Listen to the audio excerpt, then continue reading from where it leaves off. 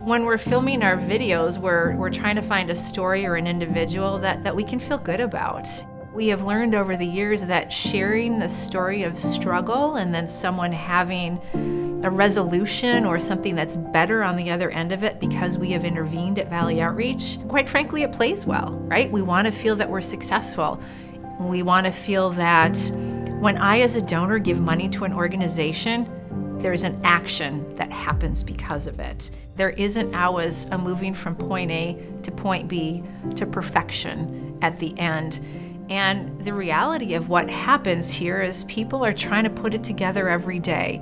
We're sitting here today without a client voice because one of the very first individuals who was actually willing to share his story is hospitalized for a very serious illness. We had another individual who was very willing to share her story. And then when some family members found out about it, they were extremely uncomfortable. They were worried about the stigma. They were worried about the judgment that comes when you talk about experiencing a crisis with homelessness or a crisis with a job loss.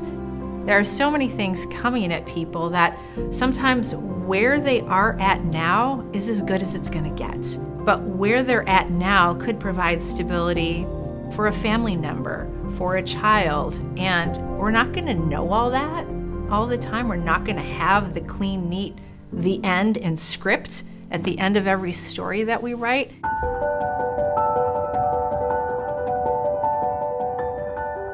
For years, Valley Outreach has circled the edges of the housing conversation. We've collaborated. Our emergency funding primarily goes to support families and individuals who need rent help. Every time someone comes in here for housing, we have to say, well, we can help you with food, we can help you with some costs, but we don't really have a place for you to live. When people come in and they have a housing issue that we can't address, I have to tell them in the nicest way and in the most empathetic way that here are the systems that exist to help you, and I am happy to help you do whatever I can to access these resources and to get the help you need.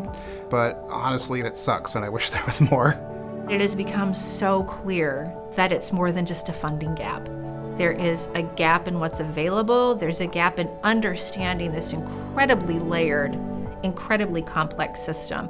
I tell my clients that I do this all day for a living and they pay me money to do it, and it's still confusing for me. Like, I can't imagine being in the middle of a housing crisis and having to navigate the situation. And it's really important for us to be part of the solution. For years, organizations have run screaming from the room when people have talked about affordable housing. I don't think there's a way we could move forward without doing something intentional with housing. Housing is kind of the base of it all. Our two mayors in Minneapolis and St. Paul have come together and said they're really going to throw some serious dollars from their own budgets towards affordable housing in their communities. The governor of the state has said we have got to start making some serious headway on housing affordability and stability in the state of Minnesota. And then the AmeriCorps program, which is a national service program, announced that they are going to launch a new housing navigator opportunity within the state of Minnesota. We put in a little bit of money and we get a full-time person for 10 months here who's helping to solve for our clients what their housing situation will look like. When it was first explained to me, like what the program was, I was like, oh yeah, we need that. Like, that's worth every penny that it would cost for us to invest in it.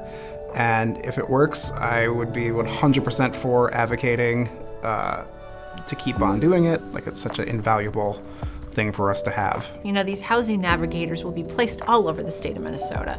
And we can tell the story from the point of view in Washington County, where it is a pretty intense community to live in terms of cost. And if we can help solve some problems here and what they're going to learn in Dakota County and Ramsey County and whatever county in Minnesota, I think we'll start to see some similarities and have new information about how to solve housing going forward. It's really hard to solve some of the world's most intransigent, age-old problems when people don't give you the resources to do it. So I am beyond thrilled that this community continues to show up and continues to give us the resources that we need to do what we did yesterday and what we'll do tomorrow, and then to explore and try some things that we haven't done before.